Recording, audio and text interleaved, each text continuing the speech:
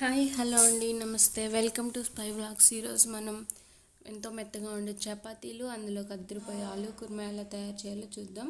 దానికోసం ముందుగా మసాలా ప్రిపేర్ చేసుకుందాం అండి. మసాలా కోసం 1 స్పూన్ వేరుశనగపప్పు, చెక్క, లవంగాలు, 1 స్పూన్ ధనియాలు, 1 స్పూన్ జీలకర్ర, కొంచెం ఎండు కొబ్బరి లేదా పచ్చి కొబ్బరి మీ దగ్గర ఏది అవైలబుల్ ఉంటే అది వేసుకోవచ్చు.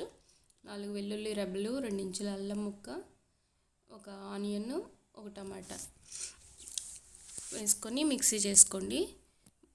తయారు చేసుకోవడానికి ముందుగా కడాయిలో 2 స్పూన్ల నూనె వేసుకొని జీలకర్ర, బిర్యానీ ఆకు వేసుకోండి. మసాలా దినుసులని మనం లవంగాలు అవి మసాలాలో వేసాం కాబట్టి ఇందులో అవసరం లేదండి. 1 ఉల్లిపాయని చిన్న ముక్కలుగా కట్ చేసి వేసుకోండి. ఉల్లిపాయని బాగా ఫ్రై అయ్యాక మనం పేస్ట్ చేసుకున్న మసాలా పేస్ట్ని ఇందులో వేసేద్దాం. ఈ మసాలాల వల్లే కూర చిక్కదనం టేస్ట్ వస్తుందండి. అది మీరు క్వాంటిటీ అది చూసుకొని మీరు కర్రీ ఎంత ప్రిపేర్ చేసుకోవాలో దానికి తగినట్లు వేసుకోండి. 1 స్పూన్ కారం, అలాగే 1 స్పూన్ పసుపు, 1 స్పూన్ 1 స్పూన్ సాల్ట్ అనేది చూసేసుకోండి. మనం ఆలు ఉడకపెట్టుకునేటప్పుడు కూడా దానిలో వేస్తాం కాబట్టి కొంచెం తగ్గించి వేసుకోండి. సరిపోతే తర్వాత టేస్ట్ అడ్జస్ట్ చేసుకోవచ్చు. మసాలా ఉడికేలోపు మనం ఆలు బాయిల్ చేసుకుందామండి. ఆలుని మధ్యలో కట్ చేసి వాటర్ వేసుకొని సాల్ట్ వేసుకొని కుక్కర్లో ఉడికించుకోండి. 3 విజిల్స్ వస్తే సరిపోతుంది.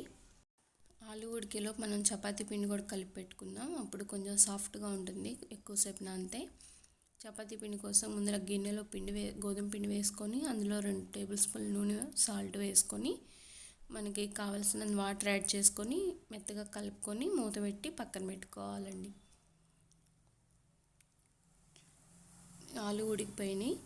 ఇలా తొక్కు తీసేసుకొని చిన్న చిన్న ముక్కలుగా, చిన్న అంటే మరీ చిన్నవి కట్ చేసుకోవద్దండి, మీడియం సైజ్ కట్ చేసుకుంటే మనకి మళ్ళీ చిదురైపోకుండా ఉంటాయి.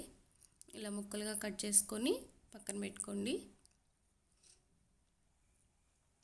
మసాలా కూడా ఉడికిపోయింది. మసాలాని బాగా సిమ్లో పెట్టి ఉడికించాలండి. అప్పుడే ఆ పచ్చివాసన అంతా పోతుంది. మసాలా ఉడికిపోయిన తర్వాత మనం కట్ చేసుకున్న ఆలుని ఇందులో యాడ్ చేసుకొని బాగా మసాలా అంతా కలిసేలాగా కలుపుకోవాలండి. ఆలు కుర్మా అంటే అందరికీ ఇష్టం, మోస్ట్లీ చాలామందికి ఇష్టం ఉంటుంది. చపాతీలోకి ది బెస్ట్ కాంబినేషన్. ఇందులోకి మనం 1 గ్లాస్ వాటర్ యాడ్ చేసుకుందాం.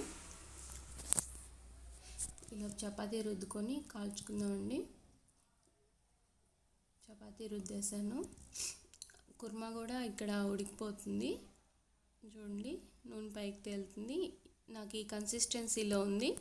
ఈ కొంచెం సేపటికి ఇంకొంచెం గట్టి పడుతుంది. మీకు కన్సిస్టెన్సీ కావాలంటే కొంచెం వాటర్ యాడ్ చేసుకోండి, కొంచెం గ్రేవీగా కావాలంటే. చపాతీని ఇలా కొంచెం కాలాక టర్న్ చేసుకొని తర్వాత ఆయిల్ వేసుకోండి, అప్పుడు బాగుంటుంది.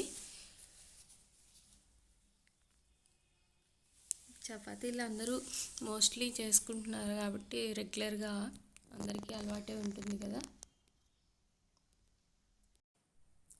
చపాతీలోకి మనకి ఏదైనా బాగానే ఉంటుందండి. పప్పు, కుర్మా, చోలే కర్రీ ఇలాంటి అంటే రెగ్యులర్గా తింటున్నాం కాబట్టి డిఫరెంట్గా ట్రై చేస్తే బాగుంటుంది.